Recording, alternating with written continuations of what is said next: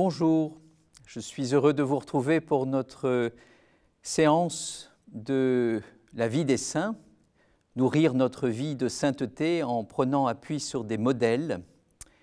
Et je voudrais aujourd'hui vous parler de Moïse. Moïse est une figure bien connue. Il est celui qui a reçu les tables de la loi.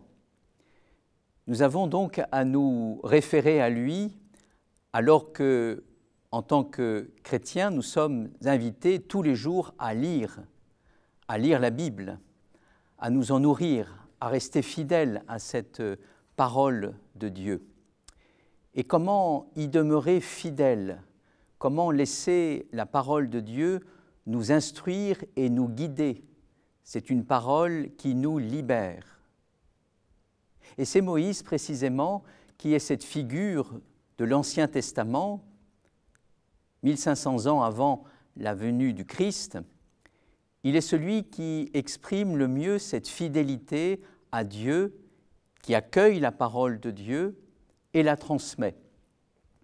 Aussi, nous avons toujours à nous reporter sur cette figure, tout d'abord en évoquant que la parole de Dieu est venue tout d'abord dans une écoute, l'écoute intérieure.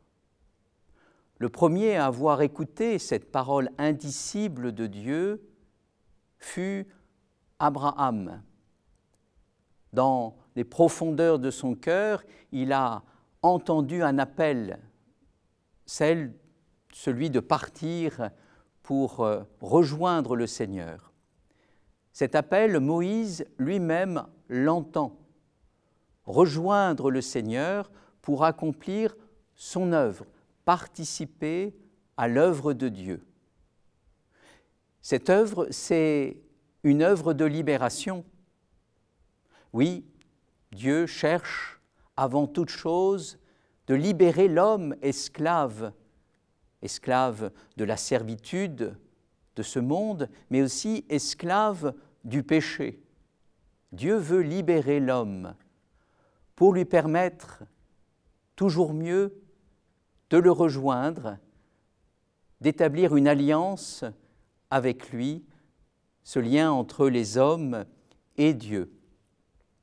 Une œuvre de libération qu'accomplit Moïse, tout d'abord en libérant le peuple hébreu, esclave de la servitude de Pharaon. Cette libération de l'Égypte et cette conduite vers le désert où Dieu attend ce peuple se prolonge dans une autre libération qui se fera au cours du temps, qui est la libération du cœur, car il ne s'agit pas simplement d'être libéré des servitudes de ce monde, mais c'est aussi d'être libéré des entraves du péché. Aussi, Dieu se révèle à Moïse sur le mont Sinaï. Moïse qui est considéré comme le plus humble des hommes. L'humilité de Moïse le conduit à se rendre au sommet de cette montagne, de s'élever, de tendre vers les hauteurs. Et là, au sommet du Sinaï, l'humilité de Moïse lui permet de recevoir les tables de la loi. Et ces tables de la loi seront portées par Moïse et trouveront au cœur, au centre de ce peuple, de cette communauté, une place. Le peuple sera autour des tables de la loi. Ces tables placées sous la tente de la rencontre. Moïse aura à cœur de transmettre ces tables de la loi en parlant, en exhortant les Hébreux à rester fidèles. Nous savons bien que cette fidélité à la parole de Dieu est toujours éprouvante, difficile. Il nous est difficile d'être fidèles au Seigneur.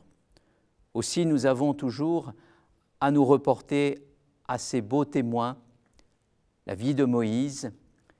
Le cœur à cœur de Moïse s'est trouvé dans ce lien avec le buisson ardent. Un buisson ardent, c'est le feu de l'esprit. Le feu de l'esprit qui brûlait non seulement dans l'espace, mais aussi dans le cœur de Moïse.